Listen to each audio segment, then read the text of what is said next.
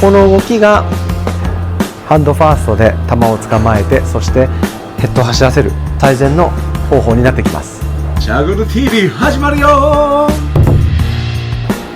こんにちは、チャーリーです。今日は北海道小樽市に来ています。その証拠に見てください。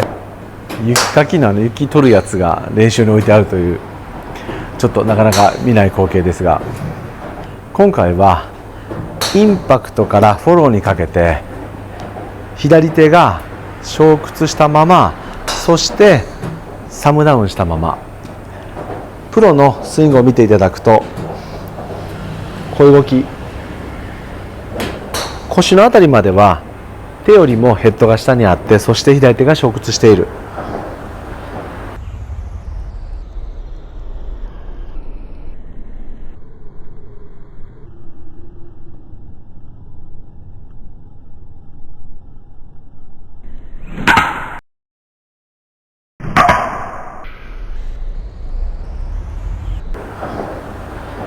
でこの辺りからは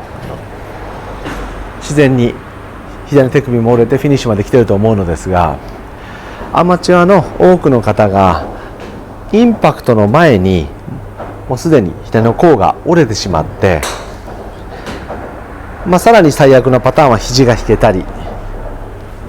で、プロよりもはるかに早いタイミングで手よりもヘッドが高い位置に来ています。なぜこうなってしまうのか、逆にどういうふうにすればプロのように小屈したまま、そしてサムダウンの形がキープしたままインパクトからフォローにかけて手を使うことができるのか、今回は気がつけば当たり前のやり方で分かりやすく解説していきたいと思います。まずヘッドを走らせることについて、これは過去にも話していますが、ヘッドを走らせるにはグリップエンドを持ち上げればヘッドが走ります。最下点に来る直前に引っ張る。これはブランコと同じ仕組みで、上に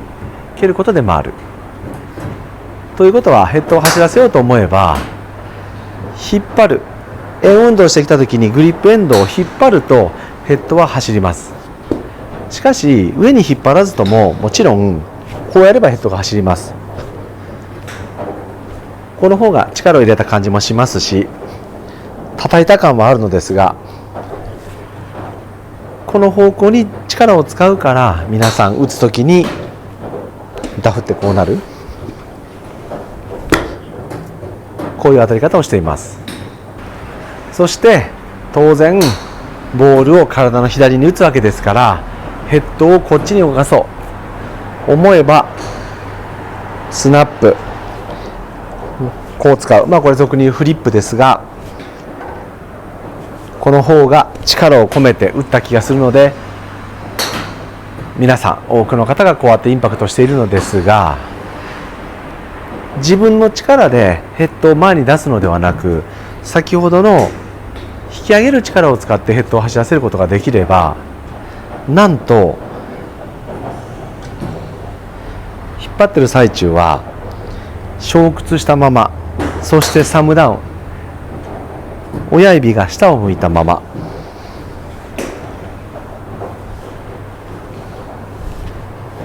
インパクトしフォローを出すことができてきます。なのでヘッドがボールに当たる直前から打ち抜くときは、右手でシャフトを目標方向に押すのではなく、両手でグリップエンドを引き上げる。この動きがハンドファーストで球を捕まえて、そしてヘッドを走らせる最善の方法になってきます。では練習方法を説明します。まず構えたらヘッドを右足の前、この辺りにセットしてもらって、ここから左手1本で起き上がる感じで持ち上げてください。この時まっすぐ上ではなく、左後ろに、膝、腰、左肩を引き上げてこちらに引っ張ります。この時に肘までは引きたくないのですが、こういう感じ、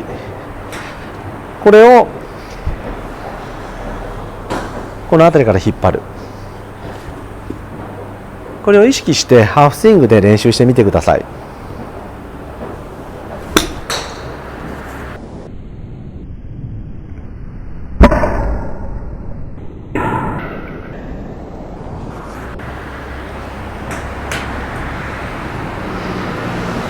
ここから引っ張る。そして実際は両手で引っ張ります。今便宜上左手で引っ張ると言ってますが、打つときは両手で引っ張り上げる感じです。これを引く。この辺りヘッドに当たるはるか手前、時計でいうと9時、8時、7時、6時ならば7時半とか8時ぐらい、この辺りの感覚です。この辺りまで来たら引き上げる。するとサムダウンと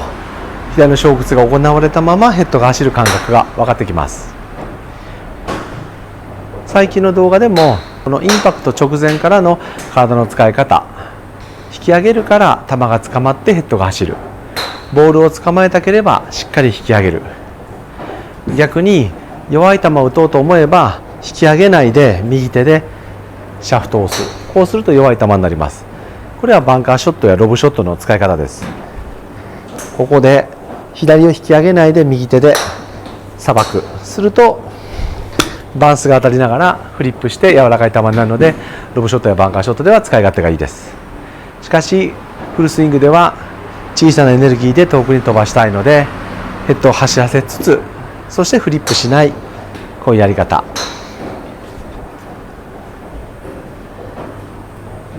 実際は頭がこう起き上がりたいわけじゃないので、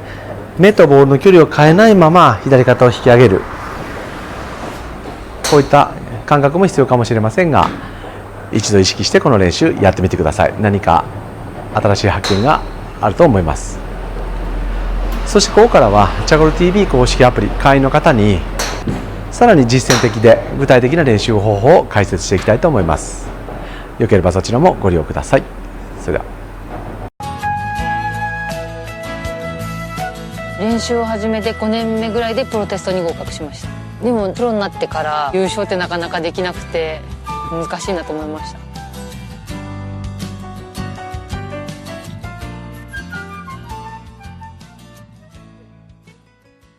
2位が多いけど勝てませんねみたいなことをみんなに言われた時にすごく悔しくて、ゴルフやってて初めて悔しい涙を流したかな。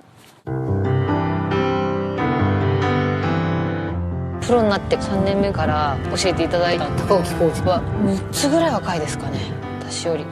メンタル的にいろんな勉強してるんだと思うんですけど、優勝の回数が多い選手はそれと同じぐらい2位の回数のあるんだよって言われて、あ、そうなんだ、2位ばっかりで優勝できないんじゃないかなって私思ってたんで、すごくありがたい一言をいただいたなと私は思ってます。